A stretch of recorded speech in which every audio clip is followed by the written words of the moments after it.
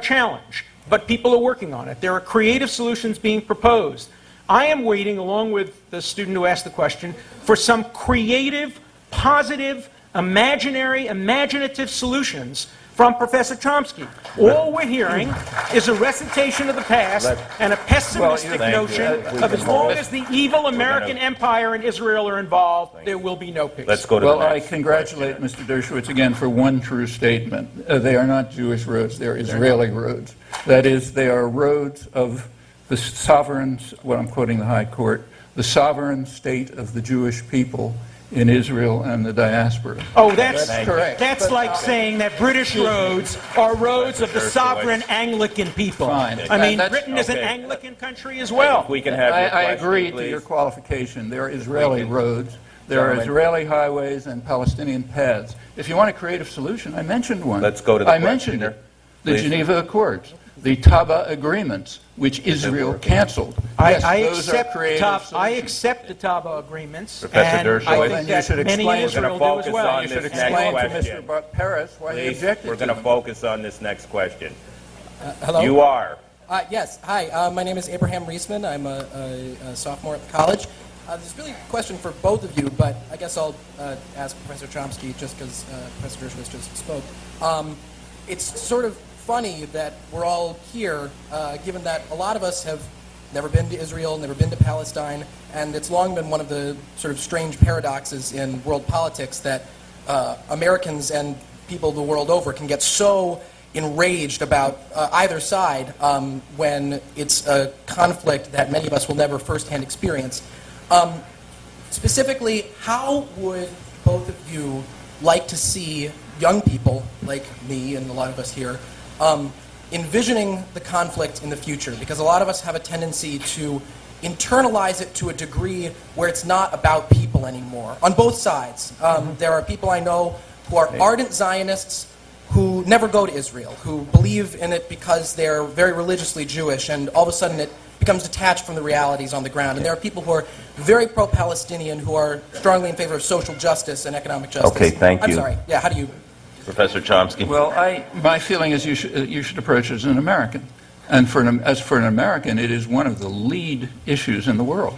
Israel is able to do these things, to dismantle and destroy the West Bank, to disintegrate the community, because the United States gives it massive aid, unparalleled in international affairs, not only military and economic, but also diplomatic, by, as I've mentioned, for the last 30 years, unilaterally blocking the two-state settlement, which Israel also totally rejected, alone, the two of them. And as long as you, the American taxpayer, goes on supporting this, yes, it'll continue.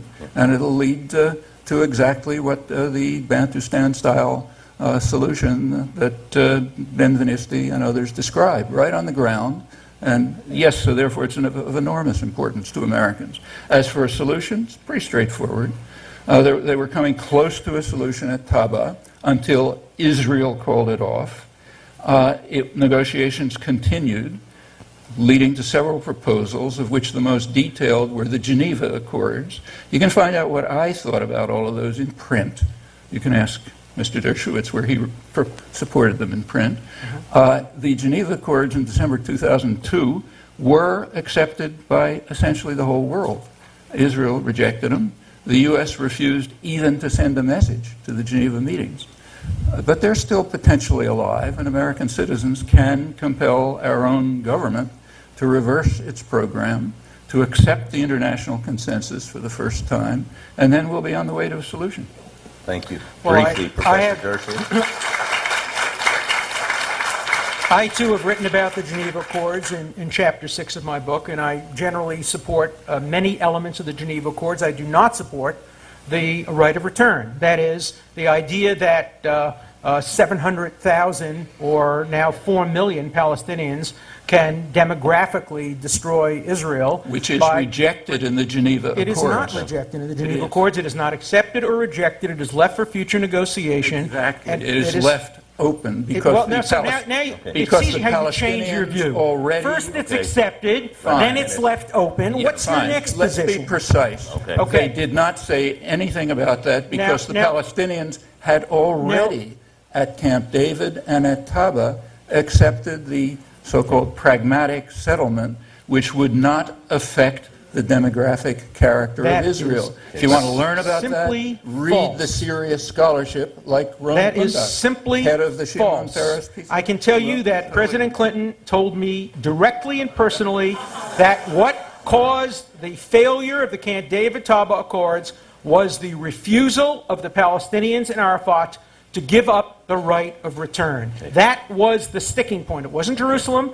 It wasn't borders. It was the right of return. Now, if you believe that the United States has unilaterally rejected the two-state solution, that's what we heard from Professor Chomsky, that it's the United States that has rejected the two-state solution, when every modern American president has favored the two-step solution, I say, welcome to Planet Chomsky. Now, That's now just we can not hold there. true. here's a simple exercise.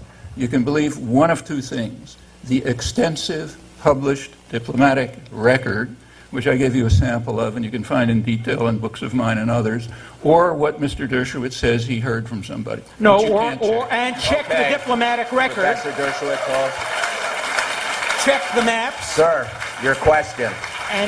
and read Dennis Ross's book, which contains appendices which have the Okay. diplomatic record. What Chomsky is telling you to do right. is read the available record in Esperanto. He constantly tells you to read sources he knows you can't read, because he knows